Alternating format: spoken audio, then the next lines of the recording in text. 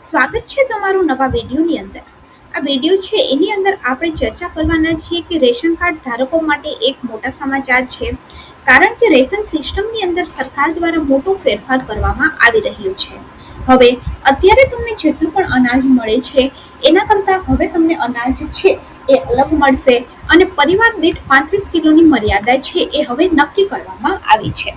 આની અંદર કયા પરિવારને લાભ મળશે, આનો લાભ કઈ રીતે લેવાનો અને આના માટે શું તમારે નવું રેશન કાર્ડ કઢાવવાની જરૂર છે કે નથી, એની આપણે આ વિડીયોની અંદર સંપૂર્ણ ચર્ચા કરવાની છે. એ પહેલા જો તમે ચેનલની અંદર નવા છો તો ચેનલને સબસ્ક્રાઇબ જરૂરથી કરી દેજો. મિત્રો, વાત કરીએ તો દેશની જાહેર વિતરણ પ્રણાલી અને રેસલિંગ વ્યવસ્થાની અંદર ટૂંક સમયની અંદર મોટો ફેરફાર થઈ શકે છે. કેન્દ્ર સરકારે રાષ્ટ્રીય ખાદ્ય સુરક્ષા સંશોધન વિધેયક 2026નો જે મુસદ્દો છે એ જાહેર કરી દીધો છે.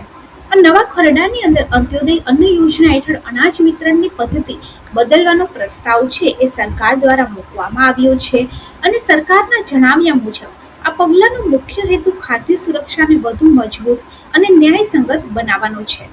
હવે આ નવો પ્રસ્તાવ છે એ શું છે એની આપણે ચર્ચા કરીએ તો આ નવા પ્રસ્તાવ પ્રમાણે અત્યાર સુધી અંત્યોદય અન્ન યોજના હેઠળ દરેક પાત્ર પરિવારને મહિને 35 કિલોગ્રામ અનાજ છે એ આપવામાં આવતું હતું. હવે એની અંદર ફેરફાર કરી અને દર મહિને પ્રતિ વ્યક્તિ 7 કિલોગ્રામ અનાજ આપવાનો પ્રસ્તાવ છે. જોકે સરકારે સ્પષ્ટ કર્યું છે કે કોઈ પણ પરિવારને મળનારા અનાજની મહત્તમ મર્યાદા દર મહિને 35 કિલોગ્રામ જ રહેશે. એટલે કે પરિવારના સભ્યોની સંખ્યા પ્રમાણે અનાજ છે એ વેચવામાં આવશે, પરંતુ જે કુલ જથ્થો છે એ નક્કી કરેલી સીમાથી નહીં વધે. હવે આ ફેરફાર કરવાની જરૂર કેમ પડી? તો કે સરકારનું માનવું છે કે વર્તમાન વ્યવસ્થાની અંદર પરિવારના કદના આધારે અસમાનતા છે એ જોવા મળે છે. કારણ કે અમુક પરિવારની અંદર 2 વ્યક્તિ છે એમને પણ 35 કિલો અનાજ મળે છે અને અમુક પરિવારમાં 7-8 વ્યક્તિ છે એમને પણ 35 કિલો અનાજ મળે છે. તેથી નાના પરિવારને અનાજ છે એ વધુ મળે છે, જ્યારે મોટા પરિવારની અંદર વ્યક્તિ દીઠ અનાજ છે એ ઓછું આપવામાં આવે છે. આ જે અસંતુલન છે એને ખતમ કરવા માટે તમામ લાભાર્થીઓને સમાન ધોરણે લાભ આપવા આ નવી વ્યવસ્થા છે એ લાવવા માટેનો પ્રસ્તાવ રજૂ કરવામાં આવ્યો છે. હવે આ નવા નિયમથી શું ફાયદો થશે? તો કે આ પ્રસ્તાવ લાગુ પડવાથી રેશન વિતરણ વ્યવસ્થાની અંદર પારદર્શકતા અને સંતુલિતતા છે એ વધશે. તેનાથી એ સુનિશ્ચિત કરી શકાશે કે દરેક વ્યક્તિને તેની જરૂરિયાત મુજબ અનાજ છે એ મળી રહે અને ખાસ કરી અને મોટા અને જરૂરિયાતમંદ પરિવારને આનો સીધો જ લાભ મળી શકે. કારણ કે હવે રેશનનો જથ્થો છે એ પરિવારના સભ્યોની સંખ્યા ઉપર નિર્ભર રહેશે. હવે આ નવા નિયમનો ફાયદો શું છે? તો કે કેન્દ્ર સરકારે આજે નવો ડ્રાફ્ટ બિલ રજૂ કર્યો છે. એના અંગે સામાન્ય નાગરિક, નિષ્ણાત અને અન્ય સંબંધિત સંસ્થા પાસેથી સૂચનો અને વાંધા પણ મંગાવવામાં આવ્યા છે કે આ નવા પ્રસ્તાવની સામે શું કોઈને કંઈ વાંધો છે, કોઈના કંઈ સૂચનો છે તો તમે સરકારને જાણ કરી શકો છો. હવે આ અભિપ્રાય આપવા તમે માંગતા હોય તો તમે 13 જુલાઈ 2026 સુધીમાં સરકારને તમારી જે ટિપ્પણીઓ છે એ મોકલી શકો છો ને લોકો તરફથી સરકારને જે કંઈ પણ પ્રતિસાદ અથવા તો ટિપ્પણીઓ મળશે એનો યોગ્ય અભ્યાસ કરી અને સરકાર દ્વારા ડ્રાફ્ટ જે બનાવવામાં આવ્યું છે એની અંદર જરૂરી વધારા સુધારા કરવામાં આવશે અને ત્યારબાદ તેને કાયદાકીય પ્રક્રિયા માટે આગળ વધારવામાં આવશે. હવે આનાથી નવા અને મોટા પરિવાર છે એને શું લાભ થશે? તો કે નવા પ્રસ્તાવનો સૌથી મોટો લાભ એ છે કે પરિવાર છે જે મોટા છે એમને પણ પ્રતિ વ્યક્તિ જેમને ઓછું અનાજ મળે છે એમને હવે નિશ્ચિત જથ્થામાં અનાજ મળતું રહેશે. નવી પદ્ધતિ સભ્યોની સંખ્યાને કેન્દ્રમાં રાખી અને તૈયાર કરવામાં આવી છે, જેના કારણે પરિવારની વાસ્તવિક જરૂરિયાત વધુ સારી પ્રતિબંધિત કરી શકાશે. મિત્રો, વાત કરીએ તો ખાસ કરીને ગ્રામ્ય વિસ્તારની અંદર રહેતા અને મોટી સંખ્યામાં સભ્ય ધરાવતા ગરીબ પરિવાર માટે આ સુધારો છે એ ખૂબ જ મહત્વપૂર્ણ સાબિત થઈ શકે છે. હવે વાત કરીએ તો રાષ્ટ્રીય ખાદ્ય સુરક્ષા યોજના છે શું?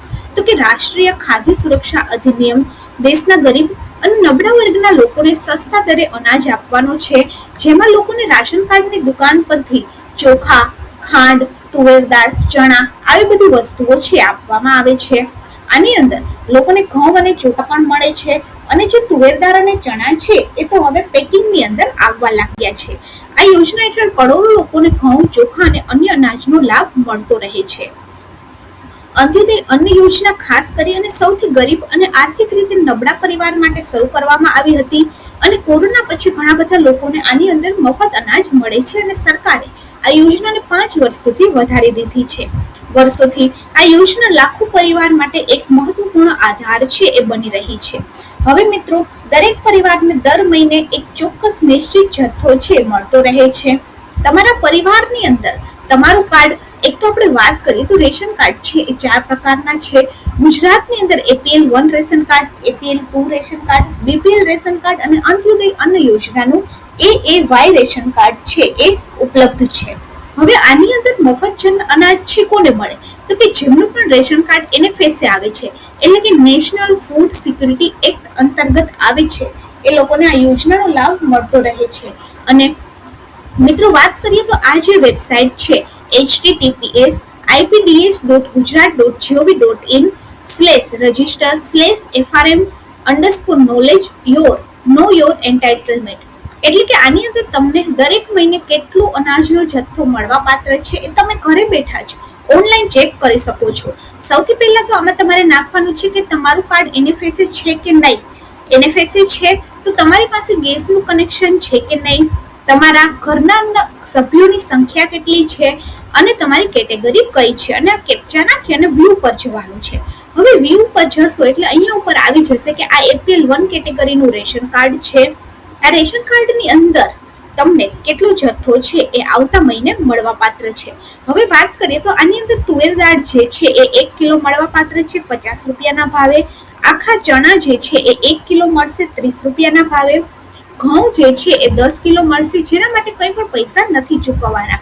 અને ડબલ ફોર્ટિફાઈડ જે મીઠું છે એ પણ 1 રૂપિયાના ભાવે મળશે, કે જેના માટે તમારે 1 રૂપિયો ચૂકવવાનો છે. તો આવી રીતે તમે તમારા રેશન કાર્ડની જે કેટેગરી છે એ અલગ અલગ ચૂઝ કરી અને પરિવારના સભ્યો નાખી અને જોઈ શકો છો કે તમને કેટલું રાશન મળવા પાત્ર છે. હવે જુલાઈ મહિનાની અંદર રાશન કાર્ડ ધારકોને કેટલું રાશન મળવા પાત્ર છે એ પણ તમે ઘરે બેઠા આ જ વેબસાઇટ પરથી ચેક કરી શકો છો. જો મિત્રો, આ વિડીયો તમને સારો લાગ્યો હોય તો વિડીયોને લાઈક કરી દેજો, આપણી ચેનલ ગવર્મેન્ટ સાથીને સબસ્ક્રાઇબ કરી દેજો અને ચેનલને વધારેમાં વધારે લોકો સુધી શેર કરી દેજો, એટલે વધારેમાં વધારે લોકો આ ગવર્મેન્ટ યોજનાનો લાભ લઈ શકે.